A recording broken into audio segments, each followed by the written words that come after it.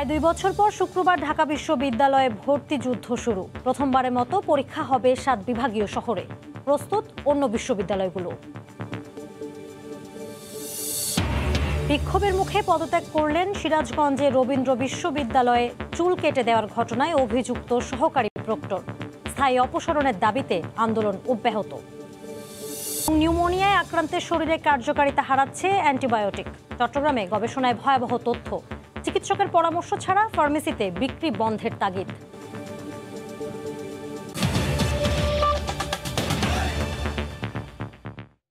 বাংলা সময়ের সঙ্গে আছি আমি জেনিফার কামাল। করোনাকালে প্রায় 2 বছর পেরিয়ে শুক্রবার শুরু হচ্ছে ঢাকা বিশ্ববিদ্যালয়ে ভর্তি যুদ্ধ। এবারই প্রথম ঢাকার বাইরে 7টি বিভাগীয় শহরে একযোগে হবে ভর্তি পরীক্ষা। এক আসনের জন্য লড়বেন 46 জন। মফস্বল থেকে আসা শিক্ষার্থীদের কথা মাথায় রেখে সময়সূচিতেও আনা হয়েছে পরিবর্তন। আর ডিজিটাল জালিয়াতি রোধে জিরো টলারেন্সের কথা জানিয়েছে বিশ্ববিদ্যালয় প্রশাসন। করোনার সংক্রমণে কেটে গেছে প্রায় 1.5 বছর। এই সময়ে বন্ধ ছিল বিশ্ববিদ্যালয়ের সকল কার্যক্রম, যদিও মাঝে অনলাইনে হয়েছে ক্লাস ও পরীক্ষা। তবে 1 অক্টোবর ভর্তি পরীক্ষার মাধ্যমে সশরীরে শুরু হচ্ছে ঢাকা বিশ্ববিদ্যালয়ের শিক্ষা কার্যক্রম। আগামী 1 অক্টোবর বিজ্ঞান অনুষদের ক ইউনিটের পরীক্ষার মধ্য দিয়ে শুরু হবে 2020-21 শিক্ষাবর্ষে স্নাতক সম্মান প্রথম বর্ষের ভর্তি পরীক্ষা। 2 অক্টোবর কলা অনুষদের খ ইউনিট, 9 অক্টোবর চারুকলার চ ইউনিট, 22 অক্টোবর ব্যবসায় শিক্ষার গ ইউনিট এবং 23 অক্টোবর অনুষ্ঠিত হবে সামাজিক বিজ্ঞান অনুষদভুক্ত ঘ ইউনিটের ভর্তি পরীক্ষা। শিক্ষার্থীরা যেন পরীক্ষার দিন সকালে জেলা ও মফস্বল থেকে এসেও ভর্তি পরীক্ষায় অংশগ্রহণ করতে পারে, সেজন্য প্রতিটি পরীক্ষা শুরু হবে বেলা 11টা থেকে। 11টায় করার উদ্দেশ্য হলো যে যাতে যেহেতু বিভাগীয় শহরে যাবে, আশপাশ থেকে আসবে, সুতরাং সকালে যাতে রওনা হয়ে পরীক্ষা কেন্দ্রে যথাসময়ে উপস্থিত হতে পারে। তো সে কারণে 11টায় সময়টা নির্ধারণ করা হয়েছে। পরীক্ষার সময়কাল হলো 1.5 ঘন্টা। এবারই প্রথম ঢাকার বাইরে 7 বিভাগীয় শহরে অনুষ্ঠিত হবে পরীক্ষা। সংশ্লিষ্ট বিভাগের সবচেয়ে বড় বিশ্ববিদ্যালয়কেই কেন্দ্র হিসাবে বেছে নেওয়া হয়েছে। তবে ঢাকার বাইরে কেন্দ্র থাকায় জালিয়াতি রোধে গোয়েন্দা নজরদারি সহ কঠোর ব্যবস্থা নেওয়ার কথা বলছে প্রশাসন। তথ্য উপাত্ত এগুলোর আদান প্রদানের মাধ্যমে যাতে দ্রুত যে কোনো অপরাধী চক্র, যে কোনো ধরনের অসাধু চক্র, জালিয়াতি চক্রের হোতা, তাদেরকে দ্রুত শনাক্ত করা যায়। ভর্তি পরীক্ষার মোট নম্বর থাকছে 120। 60 নম্বরের এমসিকিউ এবং 40 নম্বরের লিখিত পরীক্ষা হবে। আর এসএসসি ও এইচএসসির ফলাফলের উপর থাকছে 20 নম্বর। শাকির আহমেদ, সময় সংবাদ, ঢাকা। ঢাকা বিশ্ববিদ্যালয়ের ভর্তি পরীক্ষার কেন্দ্র হবে রাজশাহী বিশ্ববিদ্যালয়ও। আর 4 অক্টোবর শুরু হচ্ছে বিশ্ববিদ্যালয়টির নিজস্ব ভর্তি পরীক্ষা। তবে হলে থাকার সুযোগ না থাকায় আবাসন সংকটে বিপাকে পড়েছেন হাজার হাজার শিক্ষার্থী। এ অবস্থায় মেস মালিকদের এগিয়ে আসার অনুরোধ জানিয়েছে বিশ্ববিদ্যালয় কর্তৃপক্ষ। আব্দুস সালামের তোলা ছবিতে সাইফুর রহমান রকির রিপোর্ট। রাজশাহী বিশ্ববিদ্যালয়ে 2020-21 শিক্ষাবর্ষের 3 দিনব্যাপী ভর্তি পরীক্ষা আগামী 4 অক্টোবর থেকে শুরু হবে। এবছর 3টি ইউনিটে প্রায় 1,28,000 ভর্তিচ্ছু শিক্ষার্থী পরীক্ষায় অংশ নিবে। 59টি বিভাগে মোট আসন সংখ্যা 5,000। এছাড়া 1, 2, 9, 22 ও 23 অক্টোবর ঢাকা বিশ্ববিদ্যালয়ের ভর্তি পরীক্ষাও অনুষ্ঠিত হবে রাজশাহী বিশ্ববিদ্যালয়ে। এখানেও বিভাগের 30,000 পরীক্ষার্থী রয়েছে। প্রতি বছর ভর্তিচ্ছু শিক্ষার্থী ও অভিভাবকেরা হলের ভেতরে বিভিন্ন স্থানে থাকার সুযোগ পেলেও করোনার কারণে এবার হল বন্ধ রাখায় শুধু ছাত্রীরাই সেই সুযোগ পাবে। মেসে উঠতে গিয়ে সেখানে দেখছি যে কোনো মেসও ফাঁকা নেই, সবগুলো বুক হয়ে গেছে। শারীরিকভাবে অসুস্থ হয়ে পড়ছে এক জায়গায় থাকার কারণে। অনেক লোক থাকছে এক রুমে। মেসে যারা অবস্থানরত তারাও অনেকে বাড়িতে আছে, তাদের কাছে কোনো মেহমান আসতে পারতেছে না, যার কারণে আমাদের এখানে চাপ বেশি। উদ্ভূত পরিস্থিতিতে ভর্তিচ্ছুদের সহায়তায় মেস মালিকদের এগিয়ে আসার অনুরোধ জানায় বিশ্ববিদ্যালয় কর্তৃপক্ষ। আর মেস মালিক সংগঠন জানায় মেসে অবস্থানরত বর্ডাররা তাদের রুমে একজন করে পরীক্ষার্থীকে ফ্রিতে রাখতে পারবে। 60 to 70% যারা আসবেন তাদের গার্ডিয়ান সহ হয়তো আমরা প্রশাসনের সহায়তায় তাদেরকে আমরা সহযোগিতা দিতে পারবো। তাদের কাছ থেকে আমরা শুধু অ্যাডমিট কার্ডের ফটোকপিটা নিব এবং বাবা বা মায়ের মোবাইল নাম্বারটা জমা নিয়ে আমরা তাদের শিক্ষার্থীর সঙ্গে আমরা ফ্রিতে আমরা রাখবো। আর ভর্তি পরীক্ষা যাতে নির্বিঘ্নে অনুষ্ঠিত হয় সেজন্য কঠোর নিরাপত্তা ব্যবস্থা নেওয়া হয়েছে বলে জানান নগর পুলিশের শীর্ষ কর্মকর্তা। 4 স্তরের নিরাপত্তা ব্যবস্থা থাকবে, আমাদের ইন্টেলিজেন্স থাকবে, আমাদের বিভিন্ন গোয়েন্দা সংস্থা থাকবে। নগরীতে ছোট বড় মিলিয়ে আবাসিক প্রায় 5,000 ছাত্র ও ছাত্রীবাস এবং 60টি হোটেল রয়েছে। সাইফুর রহমান রকি, সময় সংবাদ, রাজশাহী। চুল কেটে দেওয়ার ইস্যুতে শিক্ষার্থীদের আন্দোলনের মুখে সকল প্রশাসনিক পদ থেকে পদত্যাগ করেছেন সিরাজগঞ্জের রবীন্দ্র বিশ্ববিদ্যালয়ের সহকারী প্রক্টর ফারহানা ইয়াসমিন। তবে পদত্যাগ নয়, তাকে স্থায়ী অপসারণের এক দফা দাবিতে দ্বিতীয় দিনের মতো বিক্ষোভ কর্মসূচি অব্যাহত রেখেছেন শিক্ষার্থীরা। শিক্ষার্থীদের আন্দোলনে উত্তাল সিরাজগঞ্জের শাহজাদপুরের রবীন্দ্র বিশ্ববিদ্যালয়।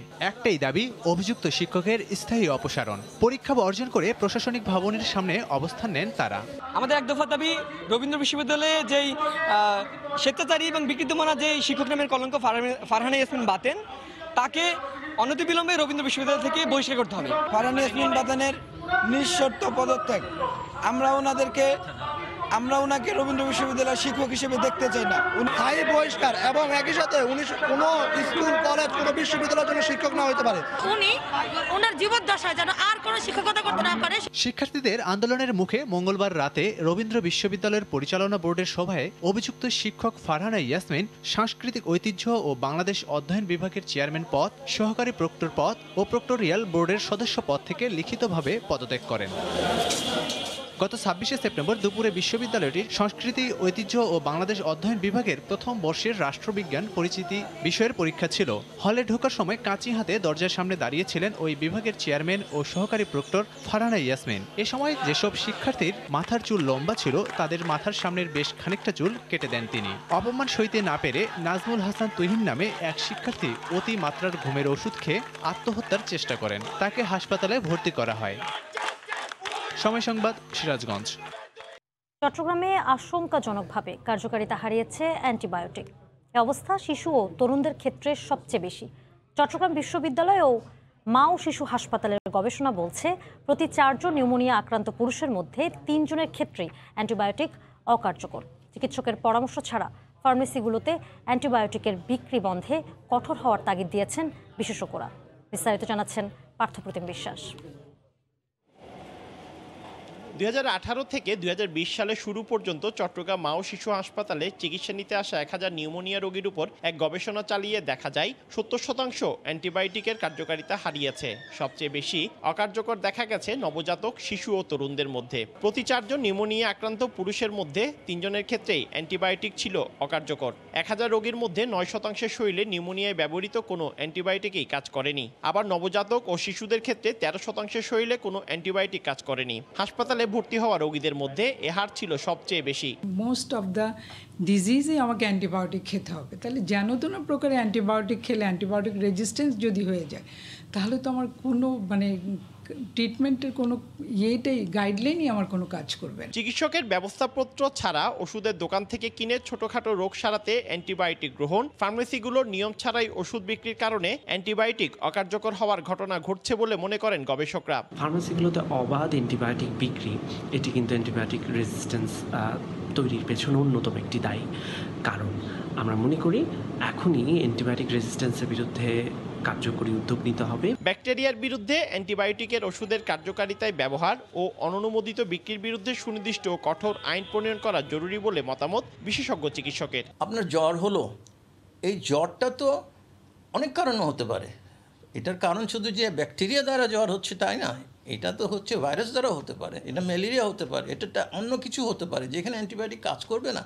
তো আপনি কী করছেন, আপনি অ্যান্টিবায়োটিক খেতে শুরু করে দিচ্ছেন। অ্যান্টিবায়োটিক খেতে শুরু করলে তখনই কী হচ্ছে, অ্যান্টিবায়োটিক কার্যকারিতা কমে যাচ্ছে। সরকারের একটা পলিসি করতে হবে, মানুষকে সচেতন করতে হবে, ফার্মেসিগুলোকে নিয়ন্ত্রণে আনতে হবে। গবেষণায় দেখা গেছে নগরীর আগ্রাবাদ, পাঁচলাইশ, হালিশহর ও বাকলি এলাকায় সবচেয়ে বেশি অ্যান্টিবায়োটিক অকার্যকর রোগী পাওয়া গেছে। পার্থপ্রতিম বিশ্বাস, সময় সংবাদ, চট্টগ্রাম।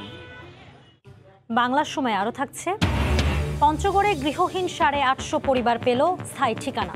মুজিব শতবর্ষে প্রধানমন্ত্রীর আশ্রয়ণ প্রকল্পের পাকা বাড়ি পেয়ে খুশি সুবিধাভোগীরা। পঞ্চগড়ের বিলুপ্ত ছিটমহল সহ পঞ্চগড় সদর উপজেলার গৃহহীন ও সুবিধা বঞ্চিত 844টি পরিবার পেল স্থায়ী ঠিকানা। বছরের পর বছর অন্যের জমিতে ঝুপড়ি ঘর বানিয়ে কোনো রকমে দিন কেটেছে তাদের। মুজিব শতবর্ষে প্রধানমন্ত্রীর আশ্রয়ণ প্রকল্পের অংশ হিসেবে পাকা বাড়ি পেয়ে খুশি সুবিধা বঞ্চিত পরিবারগুলো। পঞ্চগড় থেকে আব্দুর রহিমের পাঠানো তথ্য ও ছবি নিয়ে রিপোর্ট। ক্ষেত খামারে কাজ করে পরিবারের অন্য কর্মসংস্থানের ব্যবস্থা হলেও এদের কারোরই নেই থাকার কোনো ঘর। অন্যের জমিতে ঝুপড়ি ঘরে পরিবারের সব সদস্য নিয়ে গাদাগাদি করেই কাটে তাদের জীবন। জীবনযুদ্ধে ছুটে চলা পঞ্চগড় সদর উপজেলার বিলুপ্ত ছিটমহল সহ বিভিন্ন স্থানে ভেসে বেড়ানো 844টি পরিবার মুজিব শতবর্ষে পেল প্রধানমন্ত্রীর বিশেষ প্রকল্পের বাড়ি। আমাদেরকে গুচ্ছ গ্রাম বলে যে পাকা ঘর হয়েছে, আমরা পাকা ঘর পাই খুব আনন্দিত খুশি। অনেক কষ্টে আসলাম, 2টা বাচ্চা নিয়ে, মানুষের অনেক কথা শুনছি। এখন আল্লাহ দিলে শেখ হাসিনা আমাদেরকে ঘর দিছে, অনেক সুখে আছি। কষ্ট করছি, এখানে আইসা আমাদের সুখ হয়েছে। নিজের একটি পাকা বাড়ির স্বপ্ন দেখত তারা। সমাজে আশ্রয়হীনভাবে বেঁচে থাকা মানুষরা নিরাপদ, টেকসই ও মজবুত পাকা ঘর পেয়ে খুশি। যে একটা ঘরে ছিলাম, ঘরেতে পানি পড়তো, এখন শেখ হাসিনা একটি ঘর বানিয়ে দিছে, ভিটা করে দিছে, ওখানে আমরা বসবাস করতেছি। পাকা ঘর দিছে, লেট্রিন দিছে, টিপল দিছে, সবকিছু তৈরি করে দিছে। আমরা এখন খুব শান্তি নিয়ে আছি, ছেলে মেয়ে নিয়ে, বাচ্চা কাচ্চা নিয়ে। এর মধ্য দিয়ে ছিন্নমূল মানুষের জীবনমান উন্নয়ন হবে বলে মনে করেন সরকারের মাঠ প্রশাসনের কর্মকর্তা। আমরা তাদের বিদ্যুৎ সংযোগ থেকে শুরু করে অন্যান্য সকল সুযোগ সুবিধা দিয়েছি এবং তাদের জীবনমান উন্নয়নে তাদের কর্মসংস্থানের ব্যবস্থা নেওয়া হয়েছে। পঞ্চগড় সদর উপজেলায় 844টি পরিবারের মধ্যে বিলুপ্ত ছিটমহলের পরিবার রয়েছে 13টি, আর বাকি 831টি পরিবার ভূমিহীন ও সুবিধা বঞ্চিত। সময় সংবাদ, পঞ্চগড়। উৎপাদন খরচ 18 থেকে 20 টাকা হলেও মুন্সিগঞ্জে প্রতি কেজি আলু বিক্রি হচ্ছে 6 থেকে 9 টাকায়। এতে লোকসানের মুখে পড়ে বিপাকে কৃষক। নাসিরউদ্দিন উজ্জ্বলের রিপোর্ট, ছবি তুলেছেন আবু সাইদ। মুন্সিগঞ্জের হিমাগারগুলোর শেড ভর্তি আলু এভাবেই পড়ে আছে, নেই পাইকার বা ক্রেতা। নিত্যদিনের খাদ্য তালিকায় থাকা খাদ্যশস্যটি এখন চাষির গলার কাটা। গত কয়েকদিনে পাইকারি বাজারে পানির দরে বিক্রি হচ্ছে আলু। এই অবস্থায় লোকসানের আশঙ্কা করছেন কৃষক। তাদের দাবি, উৎপাদন ও হিমাগার ভাড়া সহ সংরক্ষণে ব্যয় হয় কেজি প্রতি 18 থেকে 20 টাকা। 1 কেজি আলুর দাম পড়ছে 18 থেকে 20 টাকা, কিন্তু বর্তমানে 1 কেজি আলু 9 থেকে 10 টাকা। এই বছর যে কমে আছে, এখন সেই প্রশাসন কোথায়? আমি তো সামনের বার আলু লাগাম, হেতু বিঘা আমার নাই। আলু বিঘাই বস্তা পড়ছে আমাকে 1100 টাকা, 1050 টাকা, 1000 টাকা। আলু বিঘাইতে 300 টাকা, 350 টাকা। আমরা তো চালান শেষ হয়ে গেলাম গা। জরুরি ভিত্তিতে আলু রপ্তানি বা বহুমুখী ব্যবহার নিশ্চিতের আহ্বান জানিয়েছেন কৃষি কর্মকর্তা।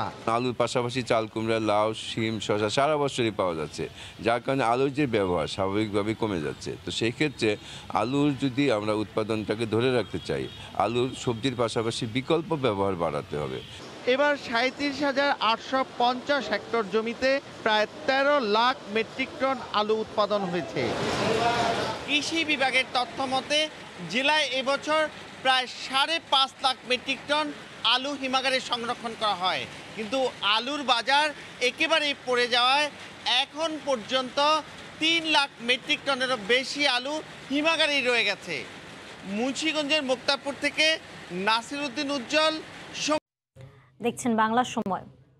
ভোলার দৌলত খানে বাগান থেকে এক বৃদ্ধের গলাকাটা লাশ উদ্ধার করা হয়েছে। ঘটনাস্থল থেকে জব্দ করা হয়েছে হত্যায় ব্যবহৃত ধারালো অস্ত্র। কয়েকদিন ধরেই নিজের সুপারি বাগান পাহারা দিতে সেখানে রাত্রি যাপন করছিলেন দক্ষিণ জয়নগর ইউনিয়নের বাসিন্দা আব্দুস সাত্তার। গত রাতেও তিনি ওই বাগানেই ছিলেন।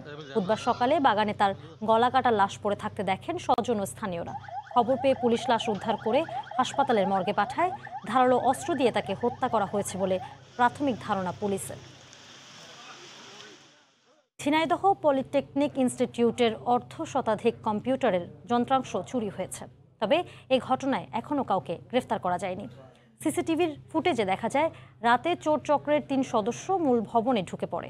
এরপর তারা দ্বিতীয় ও তৃতীয় তলার কম্পিউটার ল্যাবে থাকা শতাধিক র্যাম ও প্রসেসর সহ বিভিন্ন যন্ত্রাংশ খুলে নিয়ে পালিয়ে যায়। এই ঘটনায় সদর থানায় একটি মামলা হয়েছে। তদন্ত করে জড়িতদের বিরুদ্ধে আইনি ব্যবস্থা নেওয়া হবে বলে জানায় পুলিশ।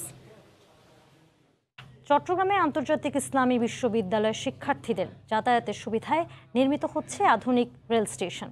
সকালে সীতাকুণ্ডের কুমিরা স্টেশনে এ প্রকল্পের ভিত্তিপ্রস্তর স্থাপন করেন রেলপথ মন্ত্রণালয় সম্পর্কিত সংসদীয় স্থায়ী কমিটির সভাপতি ফজলে করিম চৌধুরী এমপি। তিনি জানান, নতুন নির্মিত এই রেল লাইনে শিক্ষার্থীদের জন্য শাটল ট্রেনের ব্যবস্থা করা হবে। সকালে ট্রেনটি শহর থেকে শিক্ষার্থীদের বহন করবে, বিকেলে ক্লাস শেষে শহরে ফিরে নিয়ে যাবে। যাত্রীদের জন্য স্টেশনে উন্নত প্ল্যাটফর্মও নিশ্চিত করা হবে বলে জানান তিনি। এ সময় বাংলাদেশ রেলওয়ে পূর্বাঞ্চলের মহাব্যবস্থাপক মোহাম্মদ জাহাঙ্গীর হোসেন, আন্তর্জাতিক ইসলামী বিশ্ববিদ্যালয়ের উপাচার্য অধ্যাপক আনোয়ারুল আজিম আরিফ উপস্থিত ছিলেন। তরুণ প্রজন্মকে দেশপ্রেমে উদ্বুদ্ধ করতে হবিগঞ্জে অনুষ্ঠিত হলো মুক্তিযুদ্ধের স্মৃতিচারণমূলক অনুষ্ঠান এসো মুক্তিযুদ্ধের গল্প শুনি। দুপুরে বিয়াম ল্যাবরেটরি স্কুল মিলনায়তনে এই অনুষ্ঠানের আয়োজন করা হয়। শিশু ও কিশোরদের যুদ্ধকালীন অভিজ্ঞতার গল্প শোনান যুদ্ধাহত মুক্তিযোদ্ধা আবুল কালাম আজাদ। পরে স্কুল শিক্ষার্থীদের অংশগ্রহণে কুইজ প্রতিযোগিতা অনুষ্ঠিত হয়। বিজয়ীদের হাতে পুরস্কার তুলে দেন জেলা প্রশাসক ইসরাত জাহান। এ সময় প্রশাসনের ঊর্ধ্বতন কর্মকর্তারা উপস্থিত ছিলেন। বাংলা সময়ের শীর্ষ সংবাদ জানিয়ে দিচ্ছি আরেকবার। প্রায় 2 বছর পর শুক্রবার ঢাকা বিশ্ববিদ্যালয়ে ভর্তি যুদ্ধ শুরু। প্রথমবারের মতো পরীক্ষা হবে 7 বিভাগীয় শহরে। প্রস্তুত অন্য বিশ্ববিদ্যালয়গুলো।